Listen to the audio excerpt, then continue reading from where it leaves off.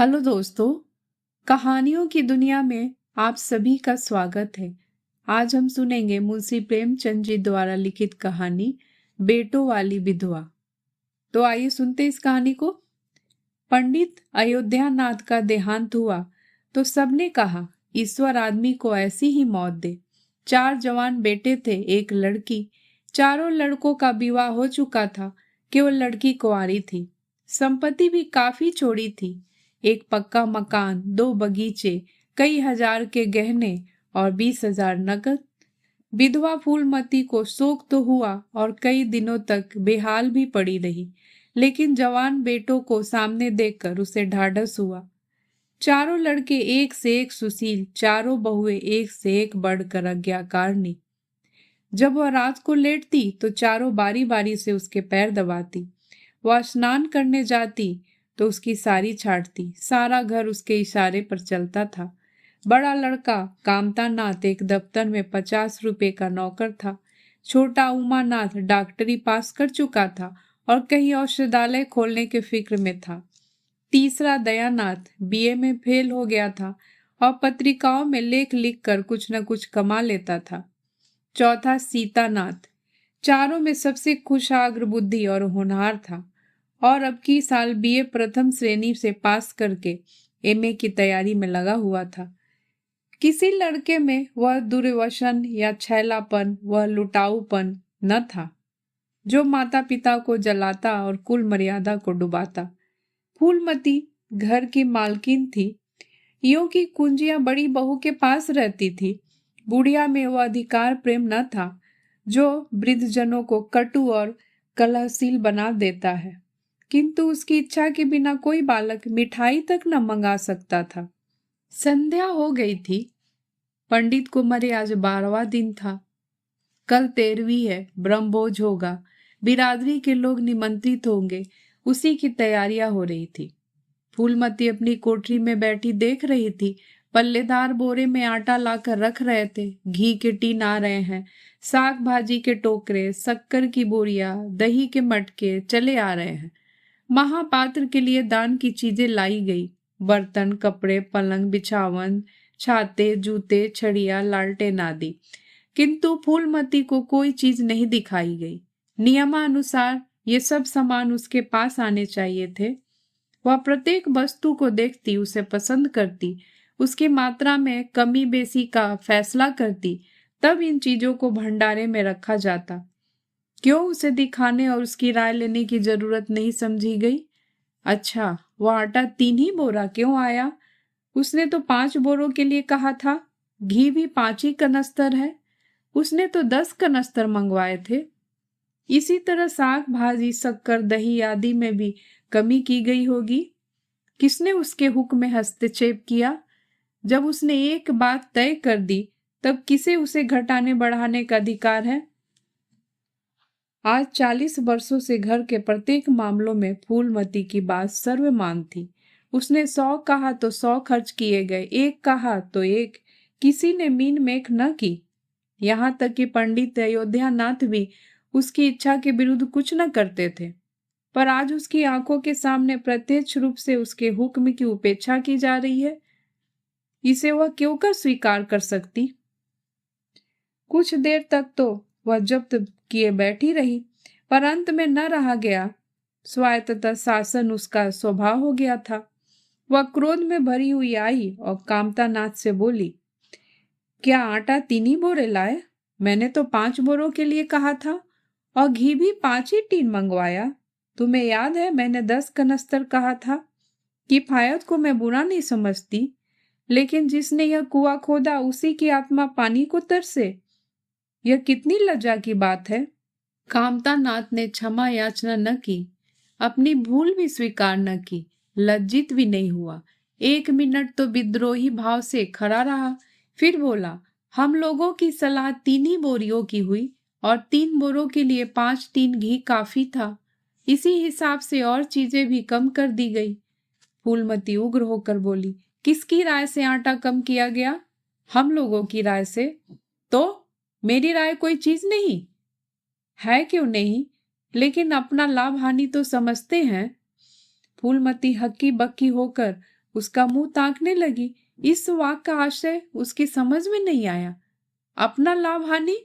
अपने घर में लाभ हानि की जिम्मेदार वो आप है। दूसरों को चाहे वो अपने पेट के जन्मे पुत्री क्यों न हो, उसके कामों में हस्तक्षेप करने का क्या अधिकार? यह लौंडा तो इस ढिठाई से जवाब दे रहा है मानो घर उसी का है, उसी ने मर मर कर गृहस्थी जोड़ी है। मैं तो गैर हूं, जरा इसकी हेकरी तो देखो। उसने तमतमाते हुए मुख से कहा, मेरे लाभ हानि के जिम्मेदार तुम नहीं हो। मुझे अख्तियार है, जो उचित समझू वह करूं। अभी जाकर 2 बेरे आटे और 5 टीन घी और लाओ, और आगे के लिए खबरदार जो किसी ने मेरी बात काटी। अपने विचार में उसने काफी तंबीह कर दी थी। शायद इतनी कठोरता अनावश्यक थी। उसे अपनी उग्रता पर खेद हुआ। लड़के ही तो हैं, समझे होंगे कुछ किफायत करनी चाहिए। मुझसे इसलिए न पूछा होगा कि अम्मा तो खुद हर एक काम में किफायत करती है। अगर इन्हें मालूम होता कि इस काम में मैं किफायत पसंद न करूंगी, तो कभी इन्हें मेरी उपेक्षा करने का साहस न होता। यद्यपि कामतानाथ अब भी उसी जगह खड़ा था और उसकी भावभंगी से ऐसा ज्ञात होता था कि इस आज्ञा का पालन करने के लिए वह बहुत उत्सुक नहीं है। पर फूलमती निश्चिंत होकर अपनी कोठरी में चली गई। इतनी तंबीह पर भी किसी को उसकी अवज्ञा करने की सामर्थ हो सकती है, इसकी संभावना का ध्यान भी उसे न आया। पर ज्यों-ज्यों समय बीतने लगा, उस पर यह हकीकत खुलने लगी कि इस घर में अब उसकी वह हैसियत नहीं रही जो 10-12 दिन पहले थी। संबंधियों के यहाँ से न्योते में शक्कर, मिठाई, दही, अचार आदि आ रहे थे। बड़ी बहू इन वस्तुओं को स्वाभिमानी भाव से संभाल संभाल कर रख रही थी। कोई भी उससे पूछने नहीं आता। बिरादरी के लोग जो कुछ पूछते हैं कामतानाथ से या बड़ी बहू से। कामतानाथ कहाँ का बड़ा इंतजाम कारक है, रात दिन भंग पिए पड़ा रहता है, किसी तरह रोध होकर दफ्तर चला जाता है।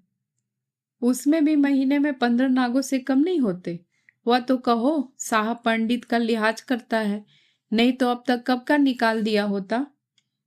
और बड़ी बहू, उस जैसी फुहर औरत भला इन सब बातों को क्या समझेगी। अपने कपड़े लत्ते तो जतन से रख नहीं सकती, चली है गृहस्थी चलाने। भद्द होगी और क्या, सब मिलकर कुल की नाक कटावेंगे। वक्त पर कोई ना कोई चीज कम हो जाएगी। इन कामों के लिए बड़ा अनुभव चाहिए। कोई चीज तो इतनी बन जाएगी कि मारी मारी फिरेगी, और कोई चीज इतनी कम बनेगी कि पत्तल तक न पहुंचेगी, किसी पर नहीं। आखिर इन सबों को हो क्या गया है। अच्छा, बहुत तिजोरी क्यों खोल रही है? वो मेरी आज्ञा के बिना तिजोरी खोलने वाली कौन होती है? कुंजी उसके पास है अवश्य, लेकिन जब तक मैं रुपए न निकलवाऊं तिजोरी नहीं खुलती। आज तो इस तरह खोल रही है मानो मैं कुछ हुई ही नहीं। यह मुझसे न बर्दाश्त होगा। वह झमक कर उठी और बहू के पास जाकर कठोर स्वर में बोली, तिजोरी क्यों खोलती हो बहू? मैंने तो खोलने को नहीं कहा। बड़ी बहू ने निसंकोच भाव से उत्तर दिया, बाजार से सामान आया है तो दाम न दिया जाएगा? कौन सी चीज किस भाव में आई है और कितनी आई है मुझे कुछ नहीं मालूम। जब तक हिसाब किताब न हो जाए रुपए कैसे दिए जाएंगे? हिसाब किताब सब हो गया है। किसने किया? अब मैं क्या जानूं किसने किया, जाकर मर्दों से पूछो। मुझे हुक्म मिला रुपए ला दे तो रुपए लिए जाती हूं। फूलमती खून का घूंट पीकर रह गई। इस वक्त बिगड़ने का अवसर न था। घर में मेहमान स्त्री पुरुष भरे हुए थे। अगर इस वक्त उसने लड़कों को डांटा तो लोग यही कहेंगे कि इनके घर में पंडित जी के मरते ही फूट पड़ गई। दिल पर पत्थर रखकर फिर अपनी कोठरी में चली गई। जब मेहमान विदा हो जाएंगे तब वो एक एक की खबर लेगी। तब देखेगी कौन उसके सामने आता है और क्या कहता है। इनकी सारी चौकड़ी भुला दूंगी। किंतु कोठरी के एकांत में भी वह निश्चिंत न बैठी थी। सारी परिस्थिति को गिद्ध दृष्टि से देख रही थी। कहाँ सत्कार का कौन सा नियम भंग होता है, कहाँ मर्यादाओं की उपेक्षा की जाती है। भोज आरंभ हो गया। सारी बिरादरी एक साथ पंगत में बैठ गई। आंगन में मुश्किल से 200 आदमी बैठ सकते थे। ये 500 आदमी इतनी ही जगह में कैसे बैठ जाएंगे? क्या आदमी के ऊपर आदमी बिठाए जाएंगे? 2 पंक्तों में लोग बिठाए जाते तो क्या बुराई हो जाती? यही तो होता कि 12 बजे की जगह भोज 2 बजे समाप्त होता। मगर यहाँ तो सबको सोने की जल्दी पड़ी हुई है। किसी तरह यह बला सिर से टले और चैन से सोए। लोग कितने सट कर बैठे हुए हैं कि किसी को हिलने की भी जगह नहीं। पत्तल एक पर एक रखे हुए, पुड़िया ठंडी हो गई। लोग गरम गरम मांग रहे हैं। मैदी की पुड़िया ठंडी होकर चिमरी हो जाती है। इन्हें कौन खाएगा? रसोइयों को कढ़ाई पर से न जाने क्यों उठा दिया। यही सब बातें नाक काटने की है। सहसा शोर मचा। तरकारी में नमक नहीं। बड़ी बहू जल्दी जल्दी नमक पीसने लगी। फूलमती क्रोध के मारे ओठ चबा रही थी, पर इस अवसर पर मुंह न खोल सकती थी। नमक पीसा और पतलों पर डाला गया। इतने में फिर शोर मचा। पानी गर्म है, ठंडा पानी लाओ। ठंडे पानी का कोई प्रबंध न था। बर्फ ही न मंगवाई गई। आदमी बाजार दौड़ाया गया, मगर बाजार में इतनी रात गए बर्फ कहाँ? आदमी खाली हाथ लौट आया। मेहमानों को वही नल का गर्म पानी पीना पड़ा। फूलमती को का बस चलता तो लड़कों का मुंह नोच लेती। ऐसी छीछा लेदर उसके घर में कभी न हुई थी। उस पर सब मालिक बनने के लिए मरते हैं। बर्फ जैसी जरूरी चीज मंगवाने की भी किसी को सुध न थी। सुधी कहाँ से रहे जब किसी को गप लड़ाने से फुर्सत मिले। मेहमान अपने दिल में क्या कहेंगे कि चले हैं बिरादरी का भोज देने और घर में बर्फ तक नहीं। अच्छा, फिर यह हलचल क्यों मच गई? अरे, लोग पंगत से उठे जा रहे हैं। यह क्या मामला है? फूलमती उदासीन न रही, कोठरी से निकलकर बरामदे में आई और कमलनाथ से पूछा, क्या बात हो गई लल्ला? लोग उठे क्यों जा रहे हैं? कामता ने कोई जवाब न दिया। वहां से खिसक गया। फूलमती झुंझला कर रह गई। सहसा कहारिन मिल गई। फूलमती ने उससे भी यह प्रश्न किया। मालूम हुआ किसी के शोरबे में मरी हुई चुईया निकल आई। फूलमती चित्त लिखित सी वहीं खड़ी रह गई। भीतर ऐसा उबाल उठा कि दीवार से सिर टकरा ले। अब आगे भोज का प्रबंध करने चले थे। इस पुअरपन की कोई हद है? कितने आदमियों का धर्म सत्यानाश हो गया। फिर पंगत क्यों न उठ जाए? आंखों से देखकर अपना धर कौन गमाएगा? हाय, सारा किया धरा मिट्टी में मिल गया। सैकड़ों रुपए पर पानी फिर गया। बदनामी हुई वह अलग। मेहमान उठ चुके थे। पतलों पर खाना जेव का त्यों पड़ा हुआ था। चारों लड़के आंगन में लज्जित खड़े थे, एक दूसरे को इल्जाम लगा रहे थे। बड़ी बहू अपनी देवरानी पर बिगड़ रही थी। देवरानियां सारा दोष कुमुद के सिर डालती थी। कुमुद खरी रो रही थी। उसी वक्त फूलमती झल्लाई हुई आकर बोली, मुंह में काली लगी कि नहीं? या भी कुछ कसर बाकी है? डूब मरो सबके सब जाकर चुल्लू भर पानी में। शहर में कहीं मुंह दिखाने लायक भी नहीं रहे। किसी लड़के ने जवाब नहीं दिया। फूलमती और भी प्रचंड होकर बोली, तुम लोगों को क्या, किसी को शर्म हया तो है नहीं? आत्मा तो उनकी रो रही है जिन्होंने अपनी जिंदगी घर की मर्जाद बनाने में खराब कर दी। उनकी पवित्र आत्मा को तुमने यूं कलंकित किया। शहर में थूरी थूरी हो रही है। कामतानाथ कुछ देर तक तो चुपचाप खड़ा सुनता रहा। आंखें झुंझला कर बोला, अच्छा अब चुप रहो अम्मा, भूल हुई, हम सब मानते हैं, बड़ी भयंकर भूल हुई, लेकिन अब क्या उसके लिए घर के प्राणियों को हलाल कर डालोगी? सभी से भूलें होती है, आदमी पछता कर रह जाता है, किसी की जान तो नहीं मारी जाती। बड़ी बहू ने अपनी सफाई दी। हम क्या जानते थे कि बीबी कुमुद से इतना सा काम भी न होगा। इन्हें चाहिए था कि देखकर तरकारी कढ़ाव में डालती, टोकरी उठाकर कढ़ाव में डाल दी। हमारा क्या दोष? कामतानाथ ने पत्नी को डांटा, इसमें न कुमुद का कसूर है, न तुम्हारा न मेरा, संयोग की बात है। बदनामी भाग में लिखी थी वह हुई। इतने बड़े भोज में एक एक मुट्ठी तरकारी कढ़ाव में नहीं डाली जाती, टोकरे के टोकरे उड़ेल दिए जाते हैं। कभी कभी ऐसी दुर्घटना होती है, पर इसमें कैसी जग हंसाई और कैसी नाक कटाई। तुम खामखा जले पर नमक छिड़कती हो। फूलमती ने दांत पीस कर कहा, शर्माते तो नहीं, उल्टे और बेहाई की बातें करते हो। कामतानाथ ने सिन्नी संकोच होकर कहा, शर्माओ क्यों? किसी की चोरी की है? चीनी में चीटी और आटे में घुन, यह नहीं देखे जाते? पहले हमारी निगाह न पड़ी, बस यही बात बिगड़ गई। नहीं तो चुपके से चुईया निकाल कर फेंक देते, किसी को खबर भी न होती। फूलमती ने चकित होकर कहा, क्या कहता है? मरी हुई चुईया खिलाकर सबका धर्म बिगाड़ देता? कामता हंसकर कहा, क्या पुराने जमाने की बातें करती हो अम्मा? इन बातों से धर्म नहीं जाता। यह धर्मात्मा लोग जो पत्तल पर से उठ गए, इनमें से कौन है जो भेड़ बकरी का मांस न खाता हो? तालाब के कछुए और घोंगे तक तो किसी से बचते नहीं, जरा सी चुईया में क्या रखा था? फूलमती को ऐसा प्रतीत हुआ कि अब प्रलय आने में बहुत देर नहीं है। जब पढ़े लिखे आदमियों के मन में ऐसे अधार्मिक भाव आने लगे तो फिर धर्म की भगवान ही रक्षा करे। अपना समूह लेकर चली गई। 2 महीने गुजर गए हैं। रात का समय है। चारों भाई दिन के काम से छुट्टी पाकर कमरे में बैठे गपशप कर रहे हैं। बड़ी बहू भी षड्यंत्र में शरीक है। कुमुद के विवाह का प्रश्न छिड़ा हुआ है। कामतानाथ ने मसलन पर टेक लगाते हुए कहा, दादा की बात दादा के साथ गई। पंडित विद्वान भी हैं और कुलीन भी होंगे, लेकिन जो आदमी अपनी विद्या और कुलीनता को रुपये पर बेचे वह नीच है। ऐसे नीच आदमी के लड़के से हम कुमुद का विवाह सेत में भी न करेंगे। 5,000 रुपये तो दूर की बात है, उसे बता देते हैं और दूसरे वर्ग की तलाश करते हैं। हमारे पास कुल 20,000 ही तो है। एक एक के हिस्से में 5-5 हजार आते हैं। 5,000 दहेज में दे दे और 5,000 नेक न्यौछावर बाजे गाजे में उड़ा दे तो फिर हमारी बदिया ही बैठ जाएगी। उमानाथ बोले, मुझे अपना औषधालय खोलने के लिए कम से कम 5,000 की जरूरत है। मैं अपने हिस्से में से 1 पाई भी नहीं दे सकता। फिर खुलते ही आमदनी तो नहीं होगी, कम से कम साल भर घर से खाना पड़ेगा। दयानाथ एक समाचार पत्र देख रहे थे। आंखों से ऐनक उतारते हुए बोले, मेरा विचार भी एक पत्र निकालने का है। प्रेस और पत्र में कम से कम 10,000 का कैपिटल चाहिए। 5,000 मेरे रहेंगे और कोई ना कोई साझेदार भी मिल जाएगा। पत्रों में लेख लिख कर मेरा निर्वाह नहीं हो सकता।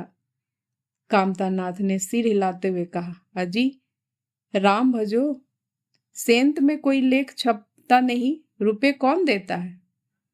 दयानाथ ने प्रतिवाद किया, नहीं, यह बात तो नहीं है। मैं तो कहीं भी बिना पेशगी पुरस्कार लिए नहीं लिखता। कामता ने जैसे अपने शब्द वापस लिए, तुम्हारी बात मैं नहीं करता भैया। तुम तो थोड़ा बहुत मार लेते हो, लेकिन सबको तो नहीं मिलता। बड़ी बहू ने श्रद्धा भाव से कहा, कन्या भाग्यवान हो तो दरिद्र घर में भी सुखी रह सकती है, अभागी हो तो राजा के घर में भी रोएगी। यह सब तो नसीबों का खेल है। कामतानाथ ने स्त्री की ओर प्रशंसा भाव से देखा। फिर इसी साल हमें सीता का भी तो विवाह करना है। सीतानाथ सबसे छोटा था। सिर झुकाए भाइयों की स्वार्थ भरी बातें सुन सुनकर कुछ कहने के लिए उतावला हो रहा था। अपना नाम सुनते ही बोला, मेरे विवाह की आप लोग चिंता न करें। मैं जब तक किसी धंधे में न लग जाऊंगा विवाह का नाम भी न लूंगा। और सच पूछिए तो मैं विवाह करना ही नहीं चाहता। देश को इस समय बालकों की जरूरत नहीं है, काम करने वालों की जरूरत है। मेरे हिस्से के रुपए आप कुमुद के विवाह में खर्च कर दे। सारी बातें तय हो जाने के बाद यह उचित नहीं है कि पंडित मुरारी लाल से संबंध तोड़ लिया जाए। उमा ने तीव्र स्वर में कहा, 10,000 कहाँ से आएंगे? सीता ने डरते हुए कहा, मैं तो अपने हिस्से के रुपए देने को कहता हूं। और शेष? मुरारी लाल से कहा जाए कि दहेज में कुछ कमी कर दे। वे इतने स्वार्थार्थ नहीं है कि इस अवसर पर कुछ बल खाने को तैयार न हो जाए। अगर वह 3,000 में संतुष्ट हो जाए तो 5,000 में विवाह हो सकता है। उमा ने कामतानाथ से कहा, सुनते हैं भाई साहब इसकी बातें? दयानाथ बोल उठे, तो इसमें आप लोगों का क्या नुकसान है? मुझे तो इस बात की खुशी हो रही है कि भला हम में से कोई तो त्याग करने योग्य है। इन्हें तत्काल रुपए की जरूरत नहीं है। सरकार से वजीफा पाते ही हैं। पास होने पर कहीं ना कहीं जगह मिल जाएगी। हम लोगों की हालत तो ऐसी नहीं है। कामतानाथ ने दूरदर्शिता का परिचय दिया। नुकसान की एक ही कही, हम में से एक को कष्ट हो तो क्या और लोग बैठे देखेंगे? ये अभी लड़के हैं, इन्हें क्या मालूम कि समय पर 1 रुपया 1 लाख का काम करता है। कौन जानता है कि कल इन्हें विलायत जाकर पढ़ने के लिए सरकारी वजीफा मिल जाए या सिविल सर्विस में आ जाए। उस वक्त सफर की तैयारियों में 4-5 हजार लग जाएंगे। तब किसके सामने हाथ फैलाते फिरेंगे।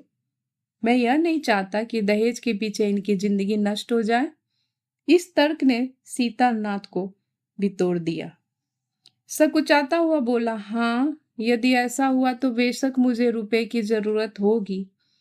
क्या ऐसा होना असंभव है? असंभव तो मैं नहीं समझता, लेकिन कठिन अवश्य है। वजीफे उन्हें मिलते हैं जिनके पास सिफारिशें होती है। मुझे कौन पूछता है?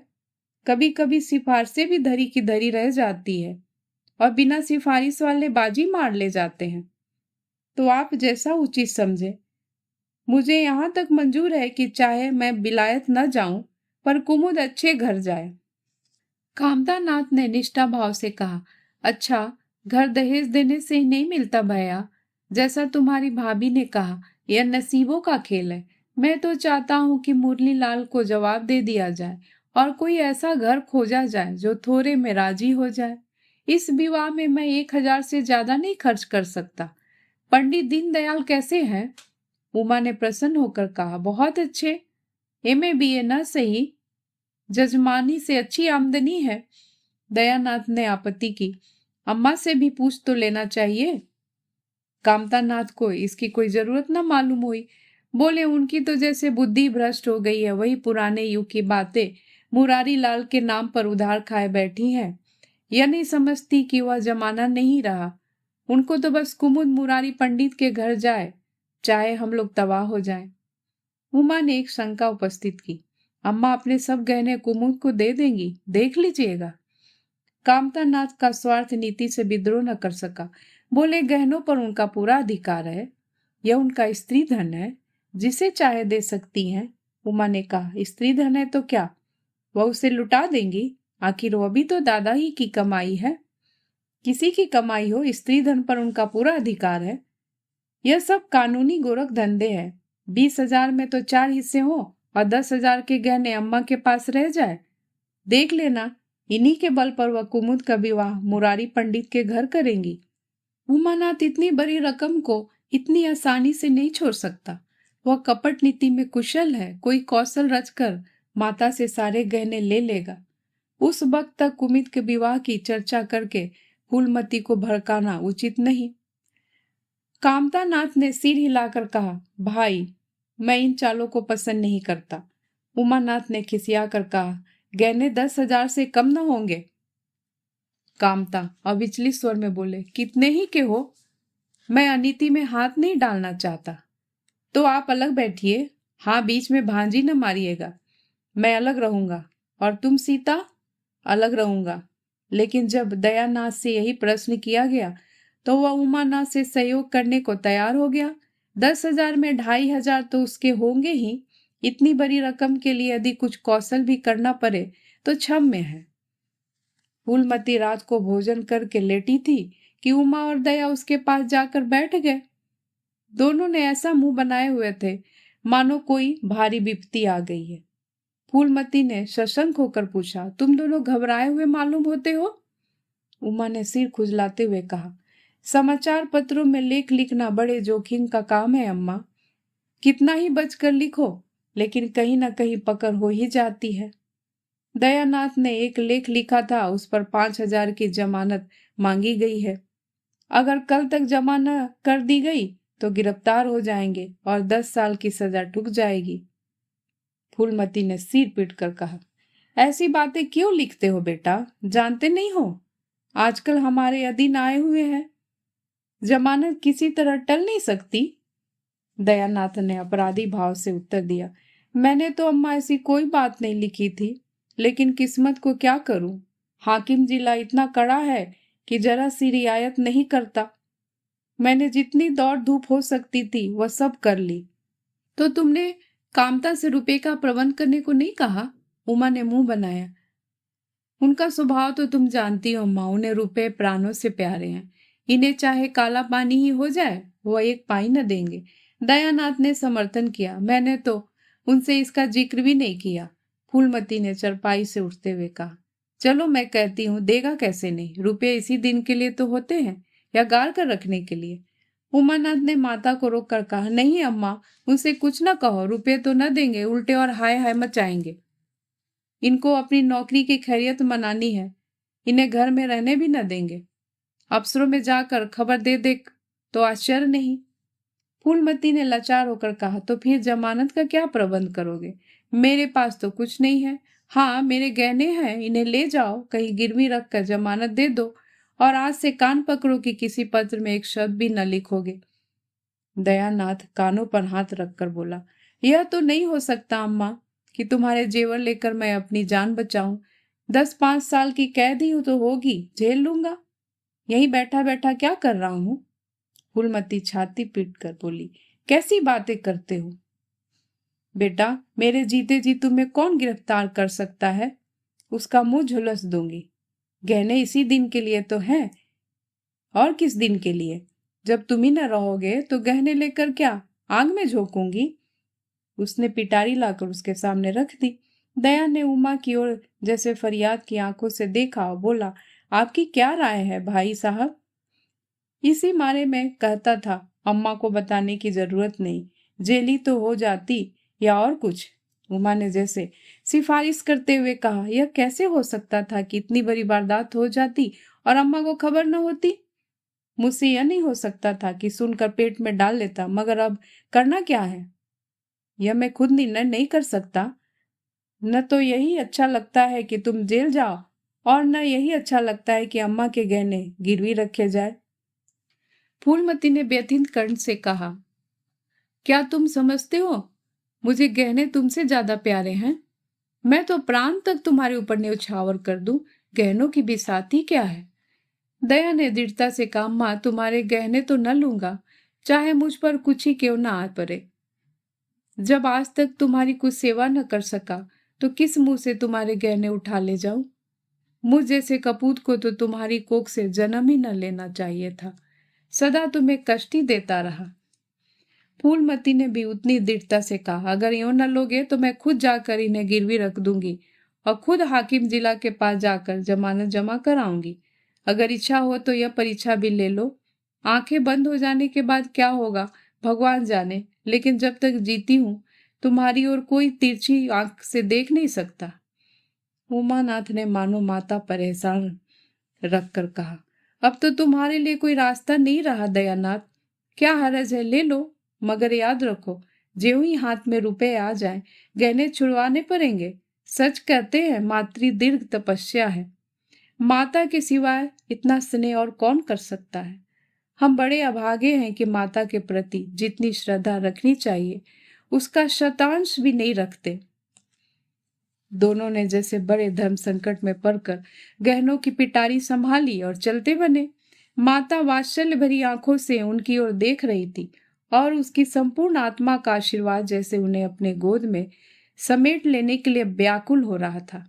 आज कई महीने के बाद उनके भग्न मातृ हृदय को अपना सर्वस्व अर्पण करके जैसा आनंद की विभूति मिली, उसकी स्वामिनी कल्पना इसी त्याग के लिए, इसी आत्मसमर्पण के लिए जैसे कोई मार्ग ढूंढती रहती थी। अधिकार या लोभ या ममता की वहां गंध तक न थी। त्याग ही उनका आनंद और त्याग ही उनका अधिकार है। आज अपना खोया हुआ अधिकार पाकर अपनी सिरजी हुई प्रतिमा पर अपने प्राणों की भेंट करके वह निहाल हो गई। 3 महीने और गुजर गए। माँ के गहनों पर हाथ साफ करके चारों भाई उसकी दिलजोई करने लगे थे। अपनी स्त्रियों को भी समझाते थे कि उसका दिल न दुखाए, अगर थोड़े से शिष्टाचार से उसकी आत्मा को शांति मिलती है तो इसमें क्या हानि है। चारों करते अपने मन की, पर माता से सलाह ले लेते या ऐसा जाल फैलाते कि वह सरला उनकी बातों में आ जाती और हर एक काम में सहमत हो जाती। बाग को बेचना उसे बहुत बुरा लगता था, लेकिन चारों ने ऐसी माया रची कि वह उसे बेचने पर राजी हो गई। किंतु कुमुद के विवाह के विषय में मतैक न हो सका। माँ पंडित मुरारी लाल पर जमी हुई थी, लड़के दीनदयाल पर अड़े हुए थे। एक दिन आपस में कलह हो गई। फूलमती ने कहा, माँ बाप की कमाई में बेटी का हिस्सा भी है। तुम्हें 16,000 का एक बाग मिला, 25,000 का एक मकान, 20,000 नगद में, क्या 5,000 भी कुमुद का हिस्सा नहीं है? कामता ने नम्रता से कहा, अम्मा, कुमुद आपकी लड़की है तो हमारी बहन है। आप 2-4 साल में प्रस्थान कर जाएंगी, पर हमारा और उसका बहुत दिनों तक संबंध रहेगा। तब हम यथाशक्ति कोई ऐसी बात न करेंगे जिससे उसका अमंगल हो। लेकिन हिस्से की बात कहती हैं तो कुमुद का हिस्सा कुछ नहीं। दादा जीवित थे तब और बात थी, वह उसके विवाह में जितना चाहते खर्च करते, कोई उनका हाथ ना पकड़ सकता था। लेकिन अब तो हमें एक एक पैसे की किफायत करनी पड़ेगी। जो काम 1,000 में हो जाए उसके लिए 5,000 खर्च करना कहाँ की बुद्धिमानी है? उमानाथ ने सुधारा, 5,000 क्यों, 10,000 कहिए। कामता ने भावे सिकोड़ कर कहा, नहीं, मैं 5,000 ही कहूंगा। एक विवाह में 5,000 खर्च करने की हमारी हैसियत नहीं है।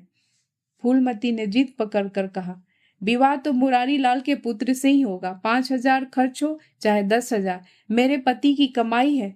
मैंने मर मर कर जोड़ा है, अपनी इच्छा से खर्च करूंगी। तुम्ही ने मेरी कोख में नहीं जन्म लिया है, कुमुद भी उसी कोख से जन्म लिया है। मेरी आंखों में तुम सब बराबर हो, मैं किसी से कुछ मांगती नहीं। तुम बैठो, तमाशा देखो, मैं सब कुछ कर लूंगी। 20,000 में 5,000 कुमुद का है। कामतानाथ ने अब करवे सत्य की शरण लेने के सिवा और मार्ग न रहा। बोला, अम्मा, तुम बरबस बात बढ़ाती हो। जिन रुपयों को तुम अपना समझती हो तुम्हारे नहीं है। तुम हमारी अनुमति के बिना उनमें से कुछ नहीं खर्च कर सकती। फूलमती को जैसे सर्प ने डस लिया। क्या कहा, फिर तो कहना। मैं अपने ही संचय रुपए अपनी इच्छा से नहीं खर्च कर सकती। वह रुपए तुम्हारे नहीं रहे, हमारे हो गए। तुम्हारे होंगे लेकिन मेरे मरने के पीछे नहीं, दादा के मरते ही हमारे हो गए। उमानाथ ने बेहयाई से कहा, माँ, कानून कायदा तो जानती नहीं, नाहक उछलती है। फूलमती क्रोध विहल रो कर बोली, भाड़ में जाए तुम्हारा कानून, मैं ऐसे कानून को नहीं जानती। तुम्हारे दादा ऐसे कोई धना सेठ नहीं थे। मैंने ही पेट और तन काट कर यह गृहस्थी जोड़ी है, नहीं तो आज बैठने को छा न मिलती। मेरे जीते जी तुम मेरे रुपए नहीं छू सकते। मैंने 3 भाइयों के विवाह में 10-10 हजार खर्च किए हैं, वही मैं कुमुद के विवाह में भी खर्च करूंगी। कामता नाथ भी गर्म पड़ा, आपको कुछ भी खर्च करने का अधिकार नहीं है। उमानाथ ने बड़े भाई को डांटा, आप खामा के मुंह लगते हैं भाई साहब। मुरारी लाल को पत्र लिख दीजिए कि तुम्हारे यहाँ कुमुद का विवाह न होगा, बस छुट्टी हुई। कायदा कानून तो जानती नहीं, व्यर्थ की बहस करती हैं। फूलमती ने संयमित स्वर में कहा, अच्छा, क्या कानून है, जरा मैं भी सुनूं। उमा ने निरी भाव से कहा, कानून यही है कि बाप के मरने के बाद जायदाद बेटों की हो जाती है। माँ का हक केवल रोटी कपड़े का है। फूलमती ने तड़प कर पूछा, किसने यह कानून बनाया है? उमा शांत स्वर में बोला, हमारे ऋषियों ने, महाराज मनु ने, और किसने? फूलमती एक क्षण अवाक रखकर आहत कंठ से बोली, तो इस घर में मैं तुम्हारे टुकड़ों पर पड़ी हुई हूँ। उमानाथ ने न्यायाधीश की निर्ममता से कहा, तुम जैसा समझो। फूलमती की संपूर्ण आत्मा मानो इस वज्रपात से चित्कार करने लगी। उसके मुख से जलती हुई चिंगारियों की भांति यह शब्द निकल पड़े, मैंने घर बनवाया, मैंने संपत्ति जोड़ी, मैंने तुम्हें जन्म दिया, पाला, और आज मैं इस घर में गैर हूं। मनु का यही कानून है और तुम उसी कानून पर चलना चाहते हो। अच्छी बात है, अपना घर द्वार लो। मुझे तुम्हारी आश्रिता बनकर रहना स्वीकार नहीं। इससे कहीं अच्छा है कि मर जाऊं। वाह रे अंधेर, मैंने पेड़ लगाया और मैं ही इसकी छाया में खड़ी नहीं हो सकती? अगर यही कानून है तो इसमें आग लग जाए। चारों युवक पर माता के इस क्रोध और आतंक का कोई असर न हुआ। कानून का फौलादी कवच उनकी रक्षा कर रहा था। इन कांटों का उन पर क्या असर हो सकता था?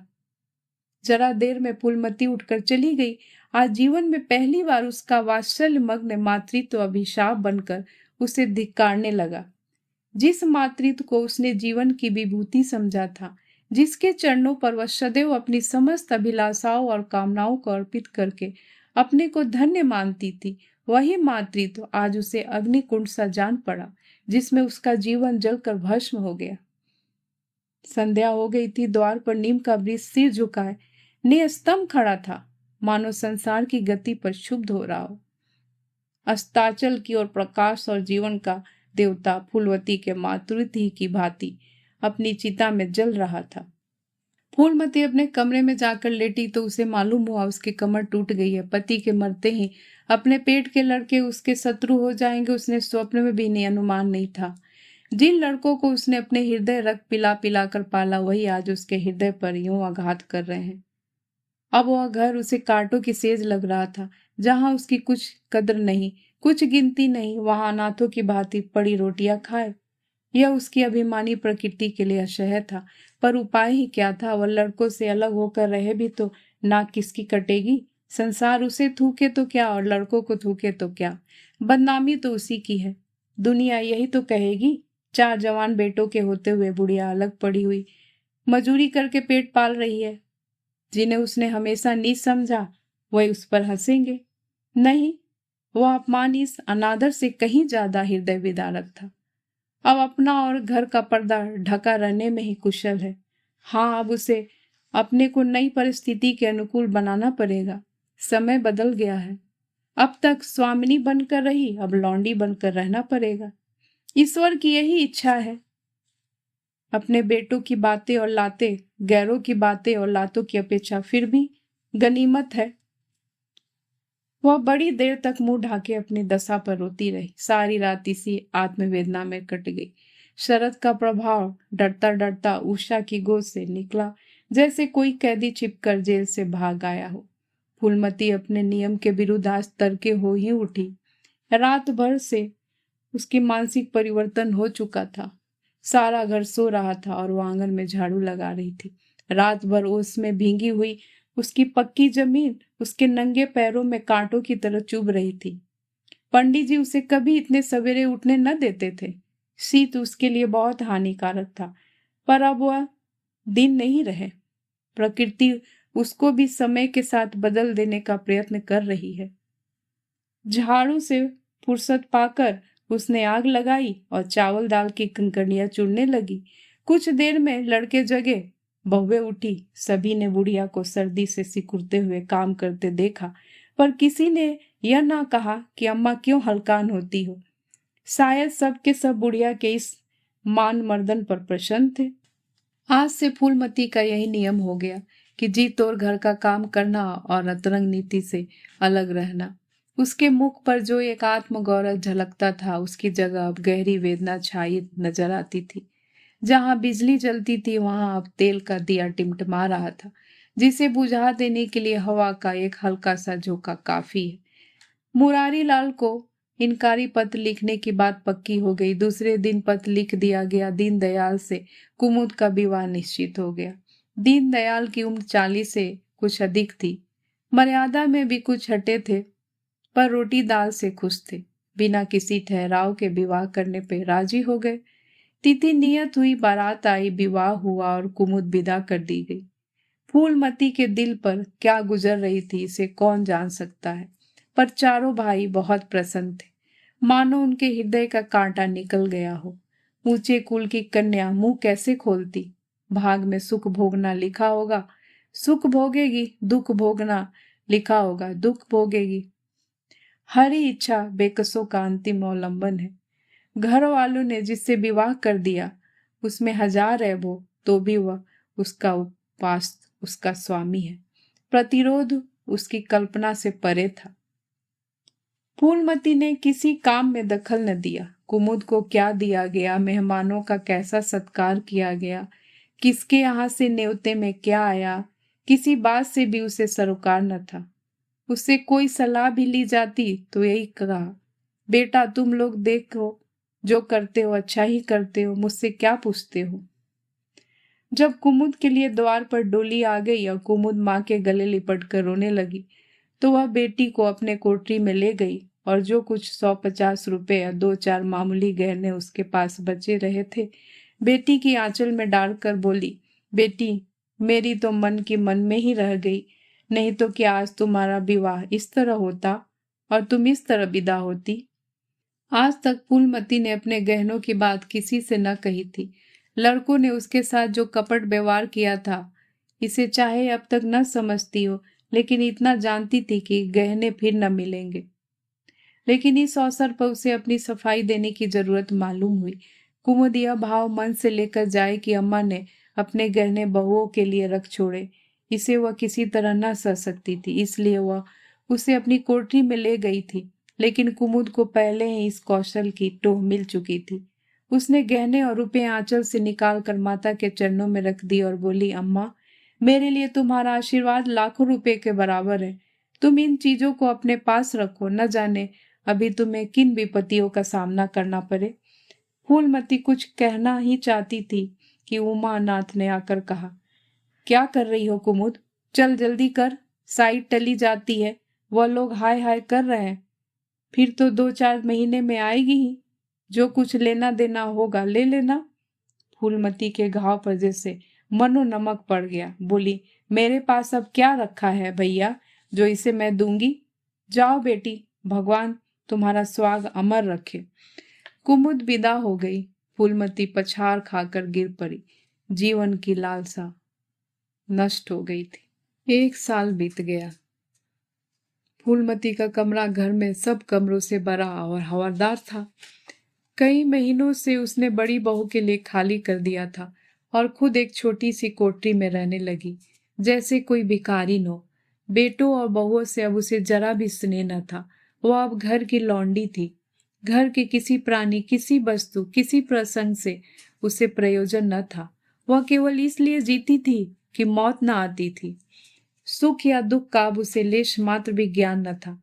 उमानाथ का औषधालय खोला, मित्रों की दावत हुई, नाच तमाशा हुआ। दयानाथ का प्रेस खुला, फिर जलसा हुआ। सीतानाथ को वजीफा मिला और विलायत चला गया, फिर उत्सव हुआ। कामतानाथ के बड़े लड़के का यज्ञोपवीत संस्कार हुआ, फिर धूमधाम हुई। लेकिन फूलमती के मुख पर आनंद की छाया तक न आई। कामता प्रसाद टाइफाइड में महीने भर बीमार रहा और मरकर उठा। दयानाथ ने अब की अपने पत्र का प्रचार बढ़ाने के लिए वास्तव में एक आपत्तिजनक लेख लिखा और 6 महीने की सजा पाई। उमानाथ ने एक फौजदारी के मामले में रिश्वत लेकर गलत रिपोर्ट लिखी और उसकी सनद छीन ली दी गई। पर फूलमती के चेहरे पर रंज की परछाई तक न पड़ी। उसके जीवन में अब कोई आशा, कोई दिलचस्पी, कोई चिंता न थी। बस पशुओं की तरह काम करना और खाना, यह उसके जिंदगी के 2 काम थे। जानवर मारने से काम करते हैं पर खाता है मन से। फूलमती बेकहे काम करती थी पर खाती थी विष के कौर की तरह। महीनों सिर में तेल न पड़ता, महीनों कपड़े न धुलते, कुछ परवाह नहीं, चेतना शून्य हो गई थी। सावन की झड़ी लगी हुई थी। मलेरिया फैल रहा था। आकाश में मटियाले बादल थे, जमीन पर मटियाले पानी। आर्द्र वायु शीतल ज्वर और श्वास का वितरण करती फिरती थी। घर की महरी बीमार पड़ गई। फूलमती ने घर के सारे बर्तन मांजे, पानी में भींग भींग कर सारा काम किया, फिर आग जलाई और चूल्हे पर पतीलियां चढ़ा दी। लड़कों को समय पर भोजन मिलना चाहिए। सहसा उससे याद आया, कामतानाथ नल का पानी नहीं पीते। उसी वर्षा में गंगा जल लाने चली। कामतानाथ ने पलंग पर लेटे लेटे कहा, रहने दो अम्मा, मैं पानी भर लाऊंगा। आज महरी खूब बैठी रही। फूलमती ने मटियाले आकाश की ओर देखकर कहा, तुम भींग जाओगे बेटा, सर्दी हो जाएगी। कामतानाथ बोले, तुम भी तो भींग रही हो, कहीं बीमार न पड़ जाओ। फूलमती निर्मम भाव से बोली, मैं बीमार न पड़ूंगी, मुझे भगवान ने अमर कर दिया है। उमानाथ भी वहीं बैठा हुआ था। उसके औषधालय में कुछ आमदनी न होती थी, इसलिए बहुत चिंतित था। भाई भावज की मुंह देखी करता रहता था। बोला, जाने भी दो भैया, बहुत दिनों बहुओं पर राज कर चुकी है, उसका प्रायश्चित तो करने दो। गंगा बढ़ी हुई थी, जैसे समुद्र हो, क्षितिज के सामने के कुल से मिला हुआ था। किनारों के वृक्षों की केवल फुनगियां पानी के ऊपर रह गई थी। घाट ऊपर तक पानी में डूब गए थे। फूलमती कलसा लिए नीचे उतरी, पानी भरा और ऊपर जा रही थी कि पांव फिसल गया। संभल न सकी, पानी में गिर पड़ी। पल भर हाथ पांव चलाए, फिर लहरें उसे नीचे खींच ले गई। किनारे पर 2-4 पंडे चिल्लाए, अरे दौड़ो, बुढ़िया डूबी जाती है। 2-4 आदमी दौड़े भी, लेकिन फूलमती लहरों में समा गई, उन बल खाती हुई लहरों में जिन्हें देखकर ही हृदय कांप उठता था। एक ने पूछा, यह कौन बुढ़िया थी? अरे वही पंडित अयोध्यानाथ की विधवा थी। अयोध्यानाथ तो बड़े आदमी थे। हाँ थे तो, पर इनके भाग में ठोकर खाना लिखा था। इनके तो कई लड़के बड़े बड़े हैं और सब कमाते हैं। हाँ सब है भाई, मगर भाग भी तो कोई वस्तु है। दोस्तों, इस कहानी को सुनने के लिए आपका बहुत बहुत धन्यवाद। दोस्तों, अगर आपको ये कहानी अच्छी लगती हो तो प्लीज़ मेरे चैनल को लाइक एंड सब्सक्राइब करना मत भूलिएगा और कमेंट्स भी ज़रूर करें। मैं फिर हाजिर होंगी एक नई कहानी के साथ। तब तक के लिए नमस्कार।